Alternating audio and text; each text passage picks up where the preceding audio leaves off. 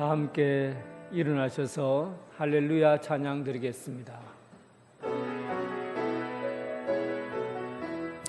할렐루야 할렐루야 할렐루야.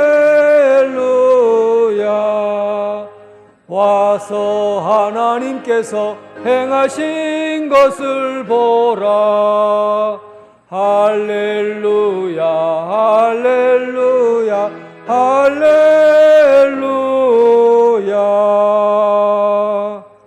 아버지께 참되게 예배하는 자들은 영과 진리로 예배할 때가 오나니 곧 이때라. 아버지께서는 자기에게 이렇게 예배하는 자들을 찾으시느니라. 아멘.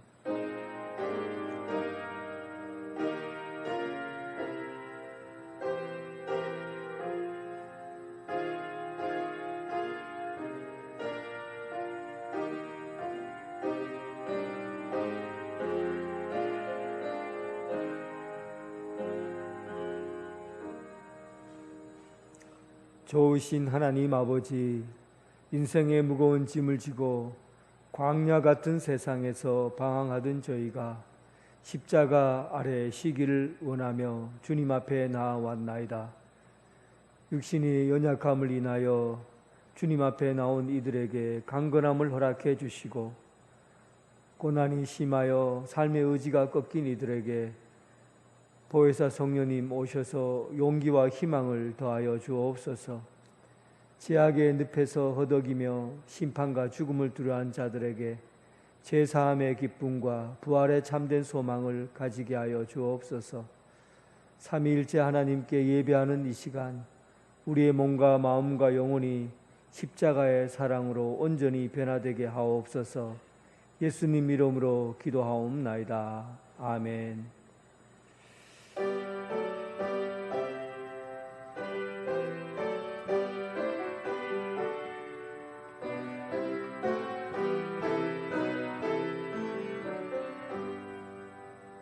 다 찬양하여라 전능왕 창조 주께. 내 혼아 주 찬양 평강과 구원 주님. 성도들아 주 앞에 이제 나와 즐겁게 찬양하여라. 다 찬양하여라 놀랍 만유의 주께. 포근한 날개민들 품어주신 주님. 성도들아 주님의 뜻 안에서 내 소원 다 이루리라. 다 찬양하여라 온 몸과 마음을 바쳐. 이 세상 만물이 주 앞에 다 나와 찬양. 성도들아 기쁘게 소리 높여 영원히 찬양하여라.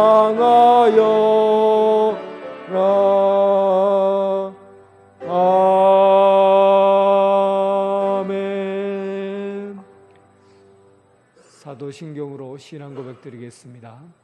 나는 전능하신 아버지 하나님 천지의 창조주를 믿습니다. 나는 그의 유일하신 아들 우리 주 예수 그리스도를 믿습니다.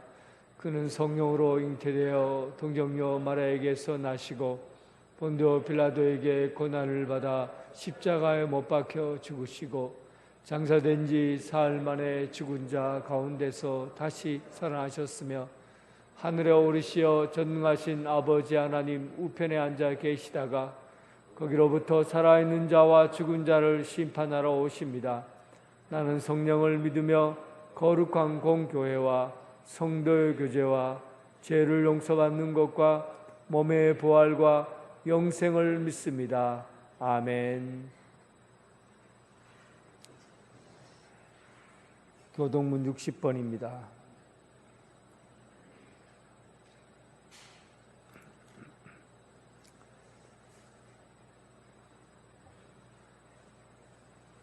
여호와여, 주께서 나를 살펴보셨으므로 나를 아시나이다.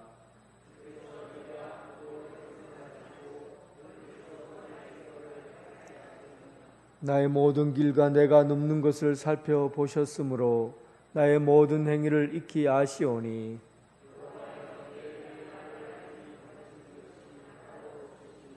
내가 주의 영을 떠나 어디로 가며 주의 앞에서 어디로 피하리이까?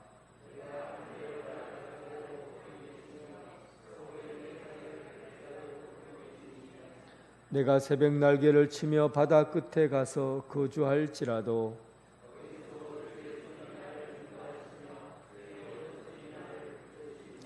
하나님이여 나를 살피사 내 마음을 아시며 나를 시험하사 내 뜻을 아옵소서.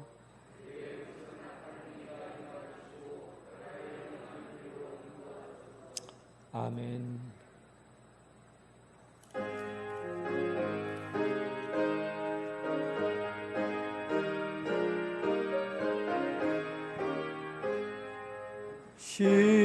십자가를 내가 지고 주를 따라 갑니다. 이제부터 예수로만 나의 법에 삼겠네. 세상에서 부귀영화 모두 잃어버려도 주의 평안 내가 받고 영생 복을 받겠네. 주도 고뇨 당했으니 나도 고뇨 당하리. 세상 사랑 간사하나 예수 진실합니다. 예수 나를 사랑하사 빛난 얼굴 보이면 원수들이 미워해도 염려할 것 없겠네. 내가 핍박당할 때에 주의 품에 안기고 세상 고쳐 당할수록 많은 위로 받겠네. 주가 주신 기쁨 외에 기뻐할 것 무엇냐.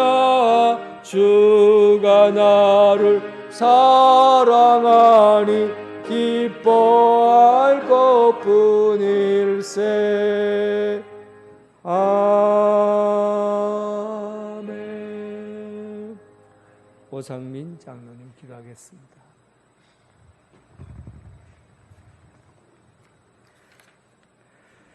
독생자 예수 그리스도를 십자가의 희생의 제물로 내어주시며 우리를 구원하여 주시고 하나님 백성 삼아 주셔서 하나님을 아버지라 부르며 살아가게 하시는 하나님의 크신 사랑에 감사와 영광을 올려드립니다. 거대한 태풍이 올라오지만 모든 것을 하나님께 맡기고 하나님의 역사하심으로 안전하게 지켜주실 줄 믿으며 믿음의 백성들이 온 마음과 정성을 다하여 하나님을 예배하오니 우리 예배를 기쁘게 받아주시옵소서. 하나님께서 늘 우리를 지켜주시며 항상 기뻐하고 쉬지 말고 기도하고 범사에 감사하라고 하시지만 크신 하나님을 바라보지 않고 세상을 바라보며 세상 일과 미혹에 빠져서 마음을 빼앗기고 믿음 없는 자같이 슬퍼하고 기도하지 않고 불평하는 우리를 용서하여 주시옵소서. 성령 하나님, 우리 마음에 임재하셔서 하나님을 찬양하고 말씀을 사모하고 기도하는 온전한 하나님의 백성으로 인도하여 주셔서 세상을 이기고 하늘의 평강을 맛보며 살아가도록 인도하여 주시옵소서. 하나님, 우리 은양제일교회를 120년 동안 든든히 세우게 하심을 감사드립니다.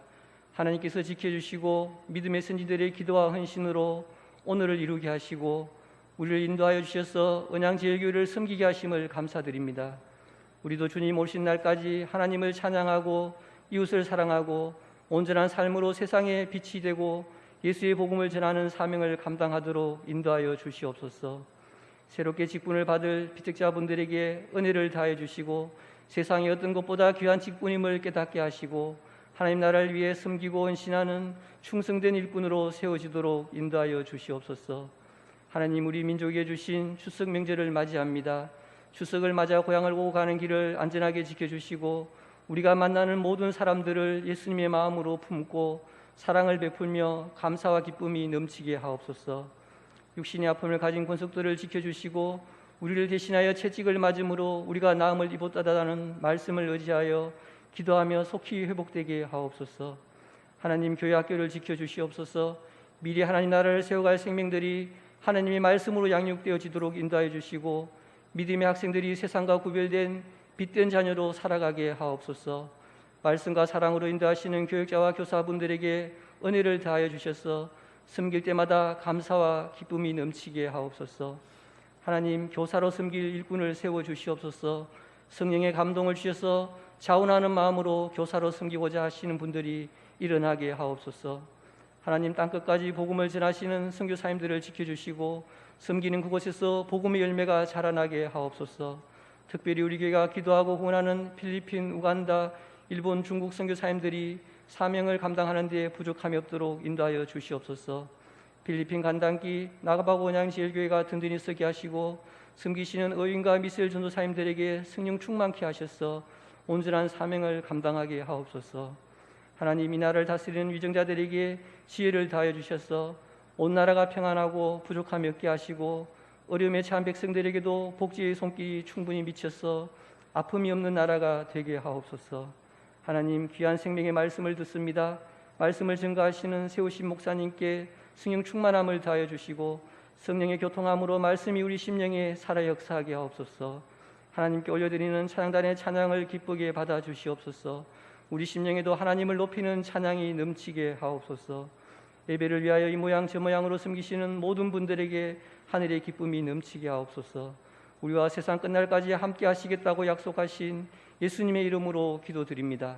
아멘.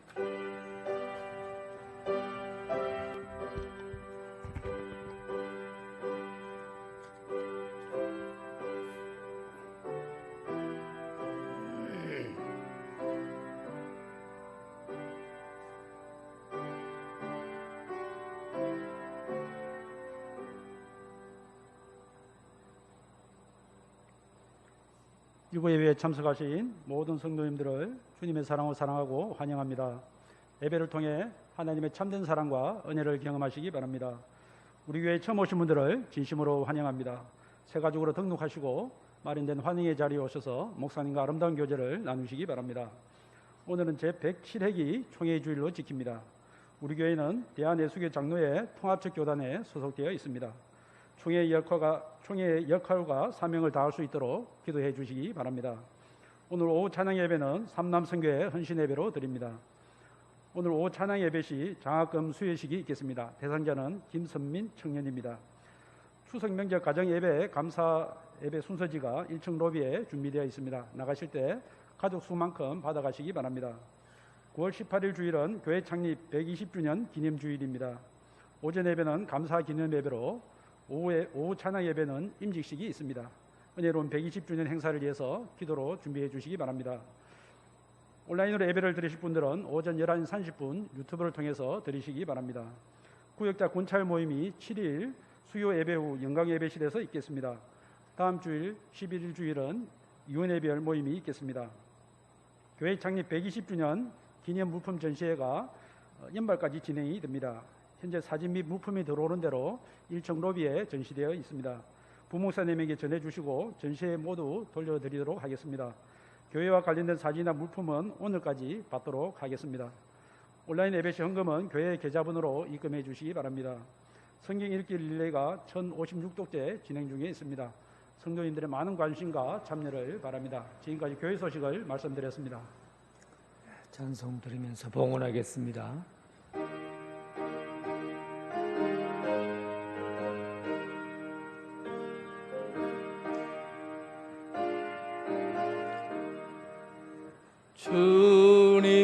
주신 거룩한 날 기쁨으로 주 앞에 와 기도하고 찬양하며 주께 경배 드립니다. 내게 주신 귀한 물질 하나님께 드리오니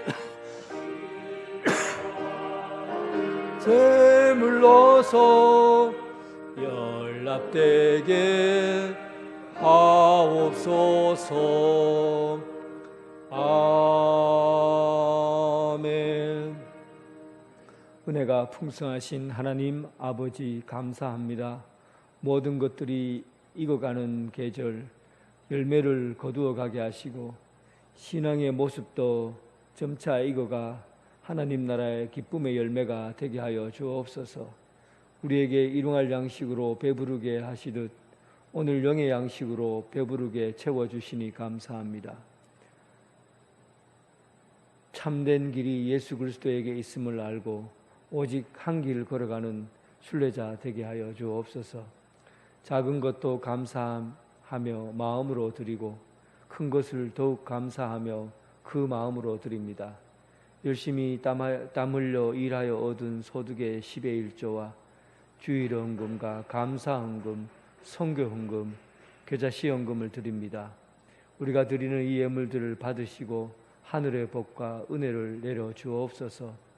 낮에는 새들이 찬양하고 밤에는 별들이 노래하는 아름다운 계절에 하나님을 찬양하며 영광 돌리며 하나님의 이름을 높이 올려드리며 살아가게 하여 주옵소서. 예수님 이름으로 기도드립니다. 아멘.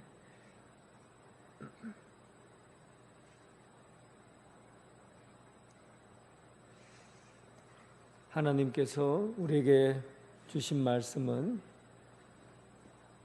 마가복음 8장 27절부터 33절까지 말씀입니다. 마가복음 8장 27절부터 33절 하나님의 말씀을 봉독해 올리겠습니다. 예수와 제자들이 빌립보 가이사라 여러 마을로 나아가실새 길에서 제자들에게 물어 이르시되 사람들이 나를 누구라고 하느냐? 제자들이 여짜와 이르되 세례 요한이라 하고 더러는 엘리야 더러는 선지자 중에 하나라 하나이다. 또 물으시되 너희는 나를 누구라 하느냐? 베드로가 대답하여 이르되 주는 그리스도이시니이다 하매 이에 자기의 일을 아무에게도 말하지 말라 경고하시고 인자가 많은 고난을 받고 장로들과 대제사장들과 서기관들에게 버림받아 죽임을 당하고 사흘 만에 살아나야 할 것을 비로소 그들에게 가르치시되 드러내놓고 이 말씀을 하시니 베드로가 예수를 붙들고 항변하매 예수께서 돌이키사 제자들을 보시며 베드로를 꾸짖어 이르시되 사탄아 내 뒤로 물러가라. 내가 하나님의 일을 생각하지 아니하고 도리어 사람의 일을 생각하는도다 하시고. 아멘.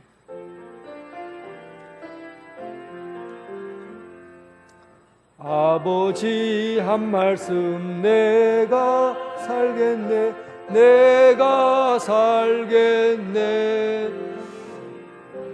아멘 아멘 아멘 아멘 아멘.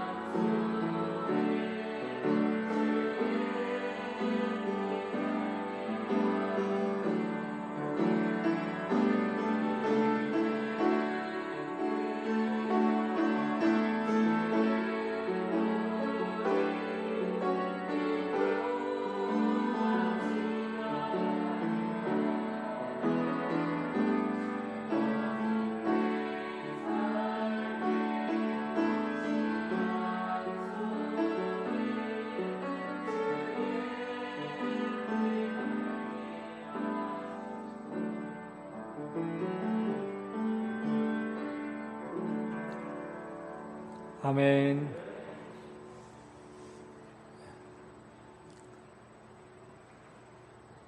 주님의 평강이 여러분들과 함께하기를 바랍니다.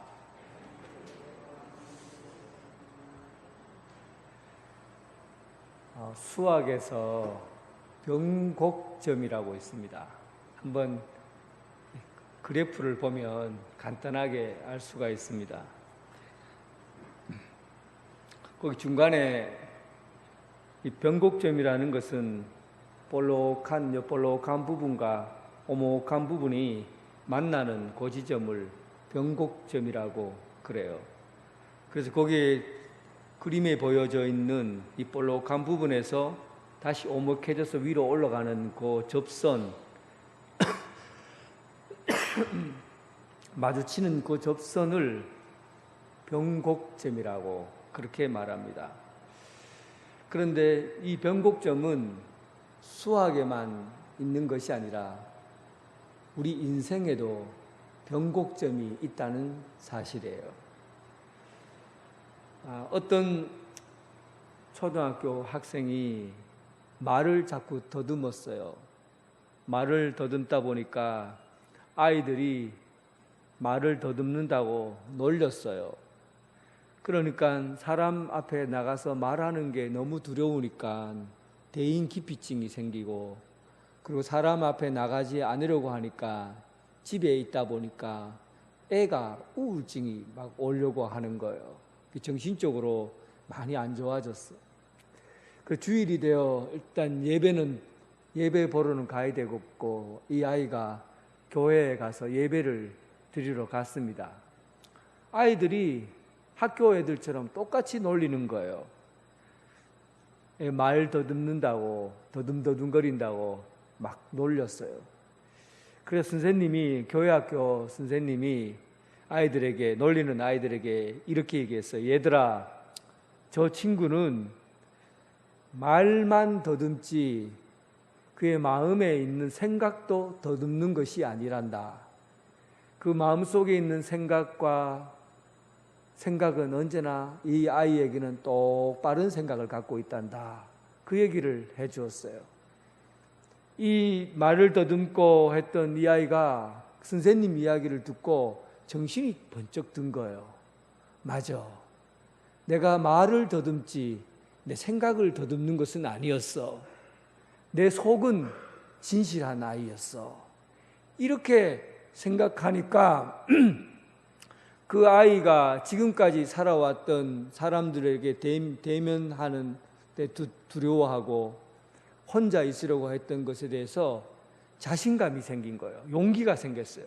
삶이 바뀌어 버렸어요. 그 한 지점, 그 선생님이 네 말을 더듬는 것이지 네 생각을 더듬는 것은 아니야 라는 이 말 한마디가 그의 인생의 변곡점이 된 거예요.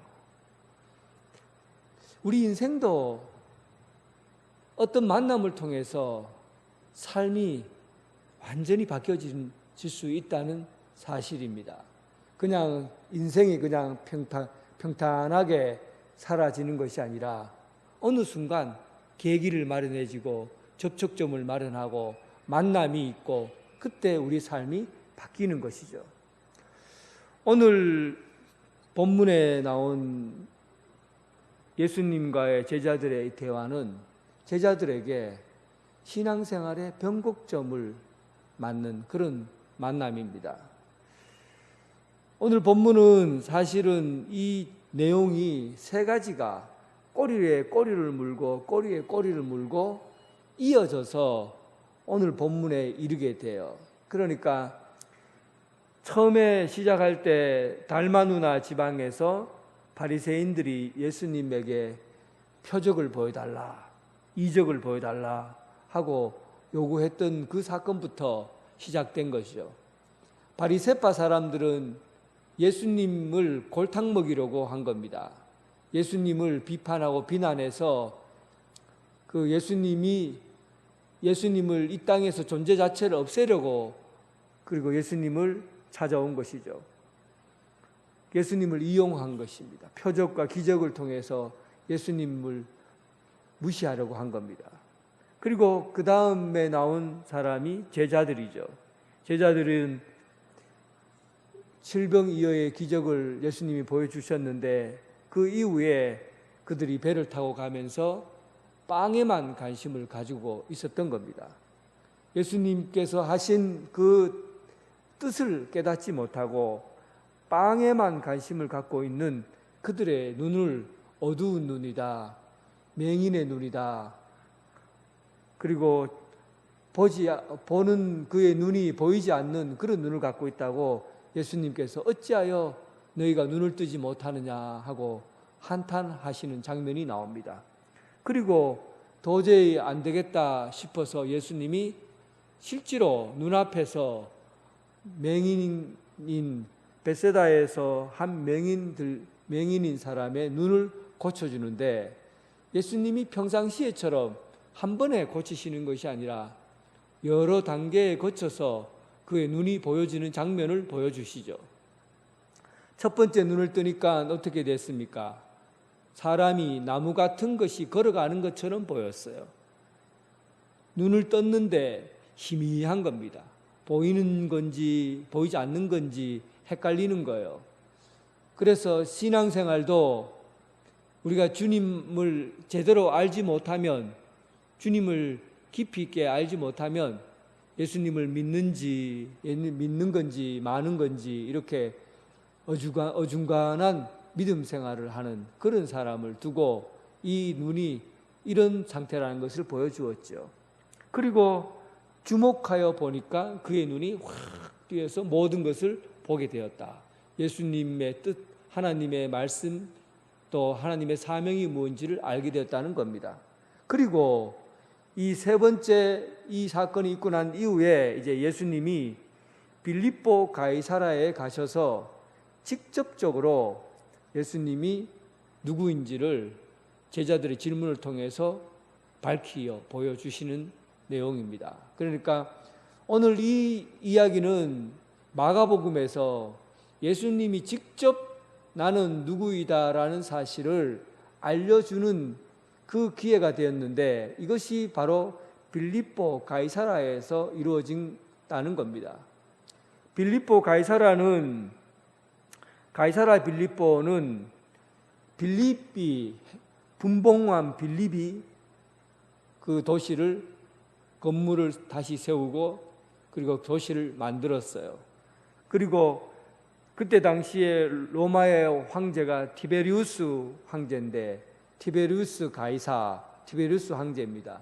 그의 이름을 따서 가이사라는 말을 그 명예로운 그 이름 위에 붙였어요. 그래서 가이사라 빌립보라는 도시를 만들게 된 겁니다.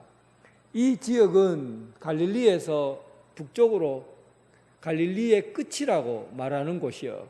그리고 예수님 사역에서 이방 땅을 제외하고 그 끝 지점에서 예수님께서 이제 이 사건이 있는 이후에 예루살렘으로 입성하게 되고 십자가를 지시고 그런 사건이 이어지게 됩니다.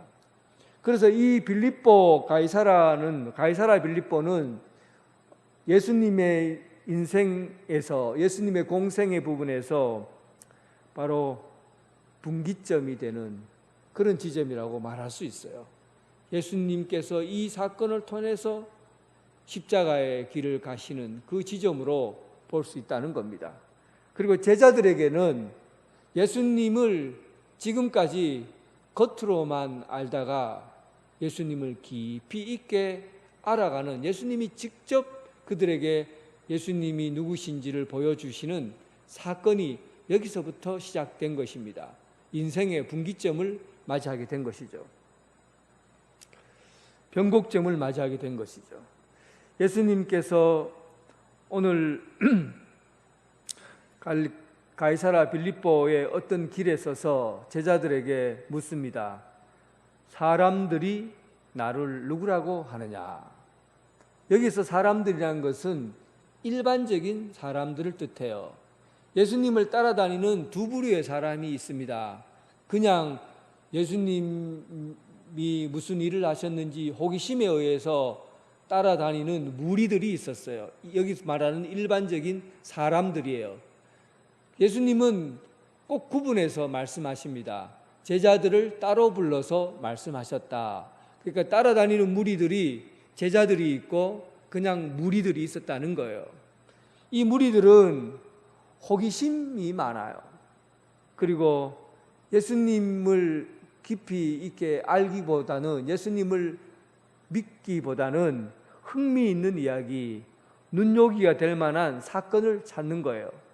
그래서 예수님을 믿고 예수님을 따르려고 하지 않고 예수님에 대한 이야기들에 의해서 흥미있고, 그리고 예수님의 이야기를 통해서 자기들의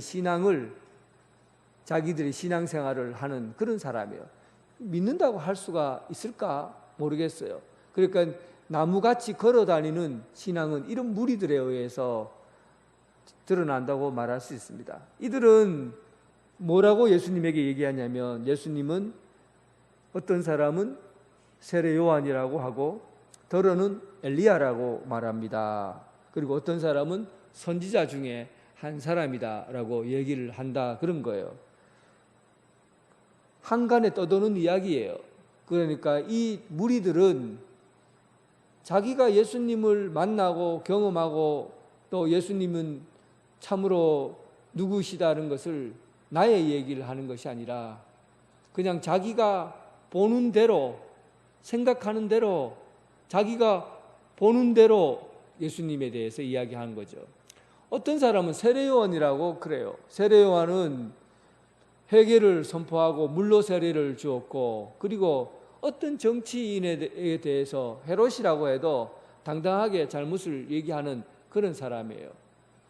그래서 이 세례요한과 같이 예수님도 물로 세례를 주었고 세례를 베풀었고, 그리고 어떤 정치인에게도 당당하게, 또 어떤 종교 지도자에게도 당당하게 이야기를 하는 걸 봐서 예수님을 세례요한이다, 죽었다가 살아난, 예수님 세례요한이 죽었다가 살아났다, 그렇게 보았습니다.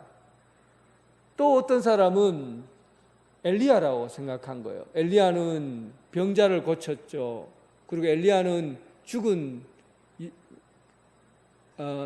기부인의 아들을 고쳤죠. 그리고 엘리야는 먹을 것을 더 많게 가부의 기름통에 기름이 떨어지지 않고 밀가루가 떨어지지 않도록 먹을 양식이 풍성하게 했던 사람이죠. 이러니까 이 예수님이 하신 일이 엘리야와 비슷하다고 본 겁니다. 그래서 자기가 보는 대로 보니까 예수님은 엘리야다라고 말한 거죠. 사람들은 예수님을 생각할 때 내가 보고 싶은 대로, 내가 보여지는 대로 예수님을 보고 예수님을 판단한 겁니다. 그런데 어떻게 내가 생각하는 대로 예수님을 믿어야 믿을 수가 있습니까? 내가 생각하는 대로, 내가 아는 대로 예수님을 믿을 수 있겠습니까? 하늘에서 떨어지는 물방울 하나가 세찬 비를 어떻게 알 수가 있겠어요? 나는 물방울 하나에 불과한데 어떻게 하늘에서 내리는 그 세찬 비를 어찌 다 알 수 있겠어요? 바닷물이 얼마나 넓습니까? 숟가락 하나도, 바닷물 한 방울도 되지 않는 인간이 어떻게 그 바다이신 예수님을, 바다보다 더 넓으신 예수님을 안다고 할 수가 있겠어요? 하늘에 떠 있는 별보다도 작은 우리가 이 별을 지으신 하나님을 어떻게 우리가 안다고 할 수 있습니까? 그러니까 우리가 보는 대로 믿는 것은, 우리가 아는 대로 믿는 것은, 이건 믿는 게 한계가 있어요. 알 수가 없고 볼 수가 없고 믿을 수가 없는 겁니다. 사람이 하나님보다 크지 않기 때문에, 절대 예수님보다가 사람이 클 수가 없기 때문에 인간이 눈으로 보고 믿는다는 것은, 내가 원하는 대로 믿는다는 것은, 그것은 예수님을 제대로 알지 못하는 것이고 예수님을 제대로 믿지 못하는 겁니다. 그래서 우리 기독교인들의 신앙은 알아서 믿는 것이 아니라, 보아서 믿는 것이 아니라, 하나님이 우리에게 나타내 주셔서 보여주셔서 믿는 것이고, 주님이 우리에게 주님을 알게 해 주셔서 우리가 믿는 거예요. 그래서 우리를 기독교를 계시의 종교라고 합니다. 내 힘으로 믿는 것이 아니라 주님이 찾아오셔서, 주님이 만나 주셔서, 주님이 우리에게 알게 해주시고 깨닫게 해주셔서 믿게 된 거예요. 그래서 예수님이 눈을 떠라, 주님이 보여주시니까 눈을 떠라, 그리고 주님이 말하시니까 길을 열어라, 깨달아라, 주님이 알려주시는 만큼, 보여주시는 만큼 우리가 믿게 되는 겁니다. 그러니까 이 제자들이 말하는 이 떠도는 사람들의 이야기, 예수님을 따라다니는 무리들이 예수님에 대해서 하는 이야기들은, 그의 믿음이, 그들이 아는 것은 결코 제대로 안다고 할 수 없는 겁니다. 그리고 예수님께서 제자들에게 또 한 번 물어요. 그러면 저 사람들이 하는 이야기가 아니라 너희들은 나를 누구라고 하느냐? 예수님의 제자들에게 물으신 거예요. 그때 오랫동안 공생의 기간에 예수님과 함께 가까이 있었고, 예수님께서 보여주신 것들을 다 보고 그가 깨달은 게 있는 거죠. 이것은 사람이 알게 한 것이 아니라 마태복음에 보면 하나님께서 너에게 알게 했다, 그렇게 예수님께서 말씀하셨어요. 그러니까 베드로가 예수님과 함께 있으면서 예수님의 모습을 통해서 깨닫게 된 거예요. 그리고는 예수님에 대해서 주님은 그리스도입니다, 주님은 그리스도이십니다 라고 말씀하셨어요.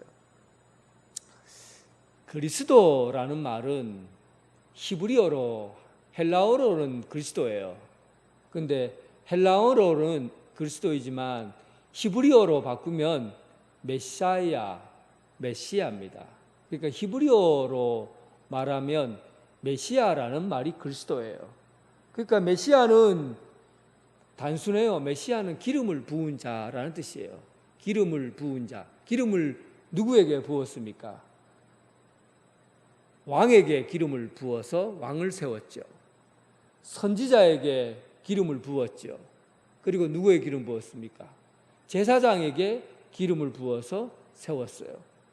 그래서 기름을 붓다는 것은, 메시아라는 말은, 기름을 붓다는 이 말은, 하나님께서 세운 사람은 절대 인간의 방법으로 사람을 패하거나 인간의 방법으로 이제 어찌할 수 있는 게 아니라는 뜻이에요. 하나님이 세운 사람은 하나님의 방법대로 세워져야 되고 하나님의 방법대로 살아가야 되는 것이 바로 기름 부은 자의 뜻입니다. 그래서 사울 왕을 세울 때 기름을 부어서 세웠잖아요. 다윗이 그의 생명을 함부로 하지 못했어요. 왜냐하면 내가 저를 함부로 죽일 수가 없고 폐해할 수가 없다. 하나님이 기름 부으신 메시아 왕이다, 기름 부은 왕이다, 이런 뜻이에요. 그래서 사람 마음대로 이 기름 부은 자들은 사람 마음대로 할 수 없어요. 하나님께서 어찌 해야만이 할 수 있는 겁니다. 그만큼 메시아라는 의미는 하나님이 세우셨다는 의미가 담겨져 있습니다. 그런데 하나님이 세우신 이 왕들을, 세우신 이들은, 제사장은 하나님이 세우신 일들의 제사를 감당하는 사람이에요. 하나님께서 지키라는 절기와 제사를 관장하는 사람이 기름 부은 제사장이 하는 일이에요. 기름 부은 선지자가 하는 일은 뭡니까? 메시아 선지자가 하는 일은 뭐예요? 메시아 선지자가 하는 일은 바로 하나님의 말씀을 선포하고, 그리고 심판을 예고하고, 하나님의 말을 전하는 자들이 선지자예요. 메시아 선지자. 그리고 메시아 왕은 어떤 일을 하는 사람입니까? 하나님의 말씀으로 통치하는 사람이 메시아 왕이에요. 그런데 구약시대에는 특별히 기름 부은 자들이 왕이고 제사장이고 선지자가 있기 때문에 특별히 메시아라는 말을 강조하지는 않아요. 메시아 왕이다, 메시아 제사장이다, 메사야 선지자다 이렇게 하지 않아요. 기름 부었다는 것은 그 사람을 세웠다는 뜻이기 때문에 그 사역을 강조하고 그 일을 강조할 뿐이지 메시아라는 말을 강조하지 않습니다. 그런데 구약시대가 지나면서 이스라엘이 하나님의 뜻대로 세워진 왕들이, 기름 부은 왕들이 자기 마음대로 통치하고 우상을 섬기고 하나님을 배신하는 거예요. 그리고는 바벨론에 의해서 포로가 되고 이스라엘이 온 세계에 흩어져 버리고 나라를 잃어버리고 성전도 무너지게 된 거예요. 그러면서 이스라엘이라는 나라가 기름 부은 왕, 기름 부은 선지자, 기름 부은 자들에 의해서 나라가 세워지지 않고 이제는 그들의 역할이 이 나라가 다 무너지고 흩어지게 되니까 그의 역할들이 없어지게 된 겁니다. 예언자도 400년 동안이나 예언자가 나타나지 않고 400년 후에 나타난 사람이 누구냐면 세례 요한이에요. 그래서 그들에게 메시아 운동이라는 것이 나타나기 시작합니다. 왕도 제사장도 예언자도 없으니까 이 흩어진 나라들이 어떻게 하면 이 세계를 다시 세울 수 있을까? 메시아가 와야 된다 하고 사람의 아들인 메시아가 나타나길 기다렸던 것이죠. 이 메시아가 나타나면, 하나님의 기름 부은 자가 나타나면 그때는 전 세계에 흩어져 있는 이스라엘들이 한 곳에 모이게 될 것이고 그 한 곳이 모이는 것이 바로 시온사상 예루살렘에 모이게 될 것이고 예루살렘에 모인 이 백성들로 인해서 이 세계를 정복하고 있는 나라를 뒤집어 엎고 새로운 왕국이 이루어지게 될 것이다 라는 게 유대인들이 가지고 있는 메시아 사상입니다. 그래서 그전에는 메시아라는 말이 따로 필요가 없었어요. 그런데 식민지화 되면서 메시아라는 말이 대두되기 시작했고 그들의 집단적인 신앙을 형성하게 된 거예요. 메시아 사상. 메시아가 오시면 이제는 이 억울하고 짓눌려 있고 자유 없고 이런 핍박받는 이 나라, 이 세계 속에서 이제 새로운 세상이 가난에서 벗어나고 참된 자유와 평화가 있는 메시아가 다스리는 나라가 오게 될 것이다라는 기대를 갖게 된 것이죠. 그런 메시아에 대한 사고를 가지고 예수님을 바라보세요.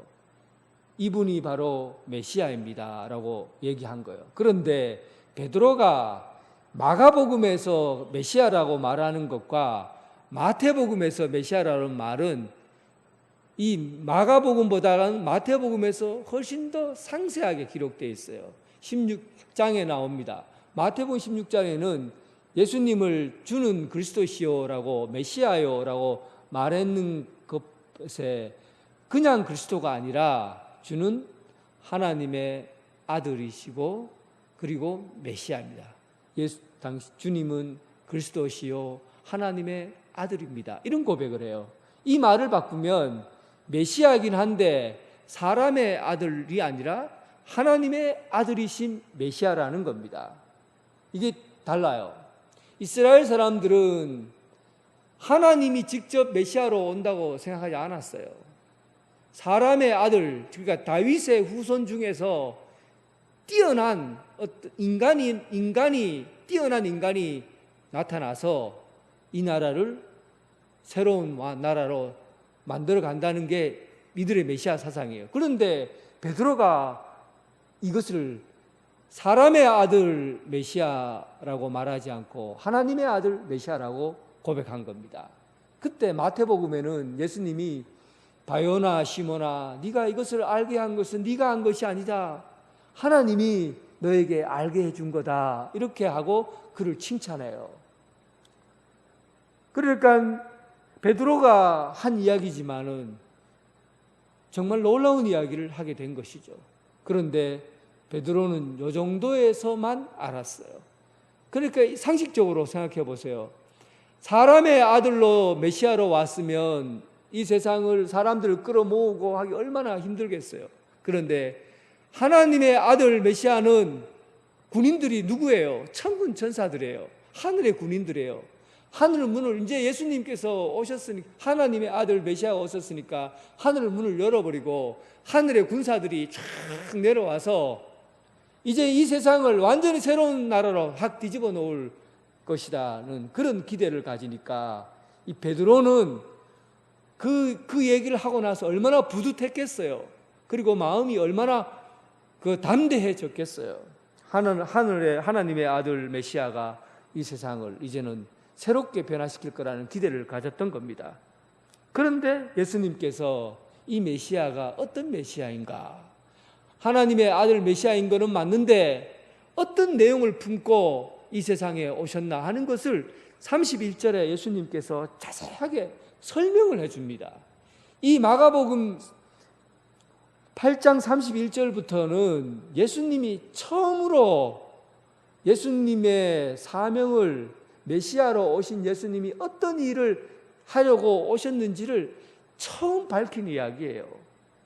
3번 이 이야기를 밝히는데 십자가에 고난받아 죽으시고 사흘 만에 부활하실 것이라는 이 예수님의 사명을, 메시아로 오신 예수님의 사명을 첫 번째 이 베드로의 고백을 통해서 첫 번째 밝힌 내용이에요. 그러니까 인자가 많은 고난을 받고 장로들과 대제사장들과 서기관들에게 버림받아 죽게 될 것이고 죽은 후에 사흘 만에 다시 살게 될 것이다. 이것을 그들에게 가르쳤어요.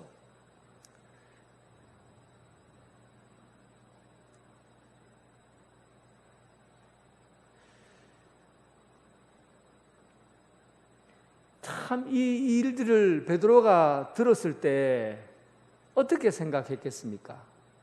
메시아로 오셨으면 하늘의 권세를 가진 하나님의 아들이면 하늘의 권세를 가지고 이 땅에 오셨으면 분명히 하나님께서 하늘의 방법으로 오신 예수님이 이 세상을 그 힘과 권력과 권능으로 이 세상의 문제를 해결하실 건데 예수님이 고난을 받아야 된다는 것 이해가 안 되는 거예요.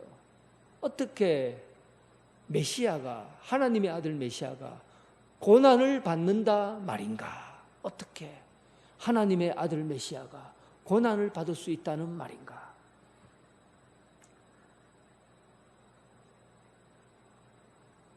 이것은 인간적인 눈으로 보면 베드로의 입장을 충분히 이해가 됩니다. 지금까지 이스라엘이라는 이 거대한 나라를 통해서 하나님께서 이 나라를 다시 세우실 거라고 했는데 이제 이 이스라엘보다 더 크신 하나님 나라의 왕이신 예수님께서 오시면 당장 오셔서 모든 문제를 다 해결하고 그냥 왕으로 오시면 될 것이라는 그런 긴박한 종말론적인 입장에 서 있었던 거예요. 그런데 예수님은 이 일들을 하나님께서 예수님을 이 땅에 보내신 그 이야기를 자세하게 가르치십니다. 그 문제는 경제적인 문제가 아니에요. 정치적인 문제가 아니에요. 이 세상을 바꾸려고 하는 그런 구조적인 그런 어떤 문제가 아니에요. 이 부분에서 결정적으로 생각해야 될 부분이 바로 죄의 문제였어요. 죄. 메시아가 와도 메시아가 이 땅에 오신 이유는 하나님 나라, 하나님의 아들 메시아가 이 땅에 오신 이유는 인간의 죄의 문제 때문에 오신 거예요. 우리 눈앞에 있는 경제적인 문제, 잘 먹고 잘 사는 이런 문제를 가지고 이 세상을 바꾸어 보겠다고 하나님 나라, 하나님의 아들 예수 그리스도가 오실 이유가 없었어요. 그런데 죄의 문제를 가지고 이 땅에 오신 거예요. 죄는 여러분 해결이 안 되는 거예요. 하나님의 아들이 아니면 죄는 해결이 안 돼요. 세상 사람들의 방법으로는 죄의 문제를 해결할 길이 없어요. 죄를 지으면 무조건 다 죽어요. 영원히 사는 게 이 세상에서 끝이에요. 심판을 받아야 돼요. 이 문제를 해결할 수 있는 방법이 하늘에 계신 하나님 밖에 이 문제를 해결할 수 있는 분이 없는 겁니다. 그래서 사람의 아들 다윗의 후손에서 사람의 아들에 의해서 이 나라에 사람의 아들에 의해서 이 나라에 있는 경제적인 부분이나 이런 부분들은 해결할 수 있을지 몰라도 영적인 부분의 죄의 문제는 해결할 수가 없었던 겁니다. 그래서 예수님께서 이 땅에 오셔야만 했고, 그리고 예수님께서 이 땅에 오셔서 메시아인 예수님께서 이 땅에 오셔서 죄 없으신 예수님께서 우리를 위해서 죽으심으로 인류의 모든 죄를 사하시기 위해서 십자가의 고난을 당하셔야만 했던 겁니다. 이것이 하나님의 뜻이에요. 하나님께서 세상을 이처럼 사랑하사 독생자를 주셨으니 이는 그를 믿는 자마다 심판에 이르지 않고 영생을 얻게 하려 하심이라. 이 일을 위해서 메시아가 오신 겁니다. 이 깊은 메시아 예수 그리스도를 그 뜻을 어찌 알겠어요, 베드로가. 그래서 베드로는 즉시로 예수님을 막아선 겁니다. 안 됩니다, 주님. 주님이 고난의 길을 가다니요, 안 됩니다 하고는 예수님이 옷자락을 잡고 예수님이 그 길을 가지 못하도록 항변한 겁니다. 그러자 예수님께서 32절에 드러내놓고 예수님께서 말씀하셨어요. 그래서 예수님이 사탄아 내 뒤로 물러가라. 베드로를 보고 네가 복 있는 자다. 네가 어찌 이 일을 알게 되었노? 참으로 복된 자다. 내가 천국의 열쇠를 너에게 주겠다. 이렇게 말씀하신 예수님이 딱 돌아서자마자 사탄아 내 뒤로 물러가라. 예수님의 수제자입니다. 예수님과 가장 가까이 있다고 자부하시는, 어떤 일이 있어도 제일 먼저 내가 칼을 빼들고 상대방의 길을 쳐서라도 예수님을 보호하겠다고 하는 그런 용감한 사람이에요. 예수님을 막아선 이유가 뭐 때문에 막았었습니까? 예수님이 다치시면 안 된다. 예수님을 보호하려고 한 거예요. 어떻게 하든지 예수님을 자기가 보호해 가겠다는 그런 생각을 가지고 예수님 앞에 막아선 겁니다. 자기 잘 되려고 한 게 아니에요. 예수님이 어찌 하늘의 권력을 가지고 권능을 가진 메시아, 하나님의 아들 메시아가 어떻게 고난을 받습니까? 안 됩니다 하고 딱 막아선 거죠. 이 베드로를 사탄이라고 주님께서 꾸짖으시고 뒤로 물러가라고 하신 겁니다. 아마 평생을 그가 마음에 예수님의 말이 그에게 꽂혔을 거예요. 사탄아, 제자인 수제자인 제자를 보고 사탄아라고 말씀하신 이 말이 평생의 마음에 꽂혔을 겁니다. 여러분, 예수님의 이 말씀을 들으셔야 됩니다. 우리가 예수님의 제자라고 해도, 예수님을 평생 잘 따라다녔다고 해도, 목사라고 해도, 장로라고 해도, 권사라고 해도, 예수님을 오랫동안 잘 따라다녔다고 해도 하나님의 일을 버리고 사람의 일을 선택하면, 하나님의 일을 생각하지 않고 사람의 일을 따르면 사탄이 될 수 있다는 사실이에요. 베드로전서 1장 24절에서 25절에 베드로가 말년에 쓴 이야기입니다. 모든 육체는 풀과 같고 그 모든 영광은 풀의 꽃과 같으니 풀은 마르고 꽃은 떨어지되 오직 주의 말씀은 세세토록 있도다. 나이가 들어보니까 주님의 말씀이 더 뼈저리게 느껴지는 겁니다.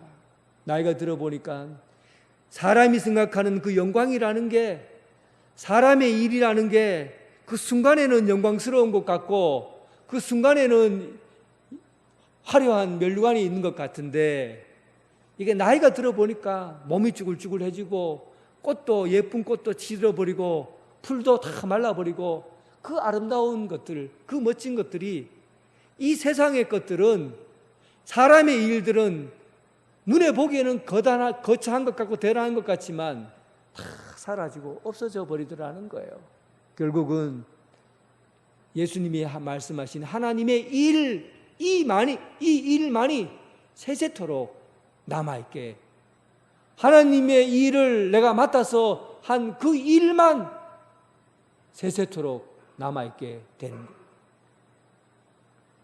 사랑하는 성도 여러분, 당장 눈앞에 있는 일들, 당장 눈앞에 좋아 보이는 사람의 일들, 이 일을 위해서 여러분 목숨 걸지 마십시오. 이 일을 위해서 여러분 인생을 낭비하지 마십시오. 오직 예수님을 붙잡으시기 바랍니다. 예수님의 일을 따라가시기 바랍니다. 하나님의 일을 위해서 여러분 삶을 온전히 드리고 헌신하는 여러분 되시길 주님의 이름으로 축원합니다. 하나님 아버지, 우리 인생을 돌보시고 사랑하시고 지키시는 하나님 아버지, 우리의 죄 문제는 사람의 힘으로는 도저히 감당할 수가 없어서 하나님 아들이신 예수 그리스도께서 우리를 위해서 오셔서 대신 죽으시고 십자가에 못 박혀 죽으시고 부활하심을 믿습니다. 우리의 죄가 너무 크고 너무나 이 죄를 어떻게 할 수가 없기 때문에 주님께서 오셔야만 했습니다. 고난의 십자가 그 길을 걸어가셨사오니 우리도 하나님의 일을 위해서 주님이 가신 그 길을 함께 걸어갈 수 있게 하여 주옵소서. 당장 눈앞에 있는 사람의 일을 보고, 당장 눈앞에 화려한 꽃을 보고, 당장 눈앞에 있는 인생의 명예를 보고 달려가는 것이 아니라 오직 고난의 길, 힘든 길, 어려운 길이라고 할지라도 하나님께서 우리에게 주신 그 길이라면 주님을 따라 우리의 삶을 드릴 수 있도록 용기와 결단을 허락하여 주옵소서. 주님 가신 그 길을 따라가게 하여 주옵시고, 영광의 그날 하나님 나라의 면류관이 예비되어 있사오니 그 화려한 주님의 면류관을 위해 달려가는 성도들 되게 하여 주옵소서. 예수님 이름으로 기도드립니다. 아멘. 다 함께 일어나셔서 주님께 찬양 드리겠습니다.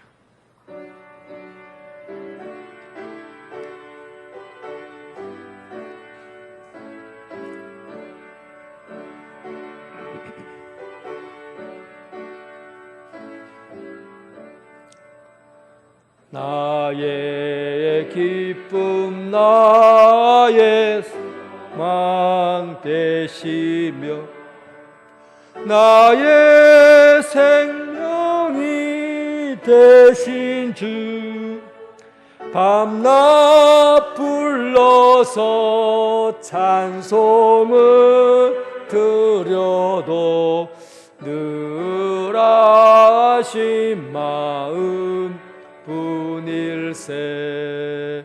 나의 사모하는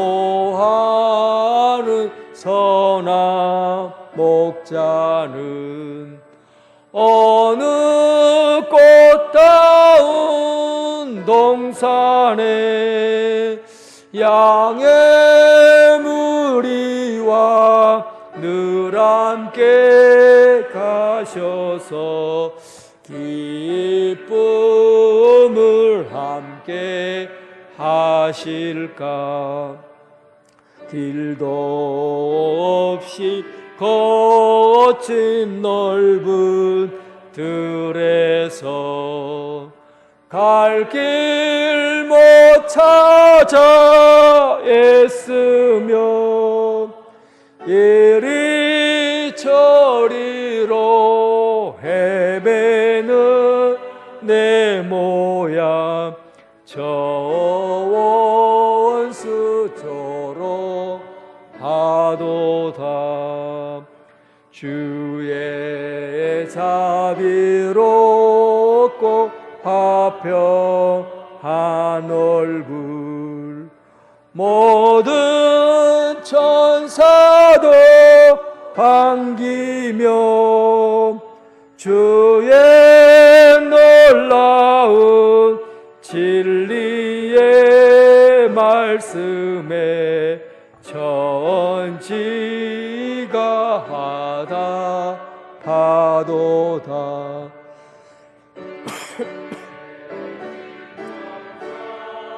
모하는 예수님 음성조차도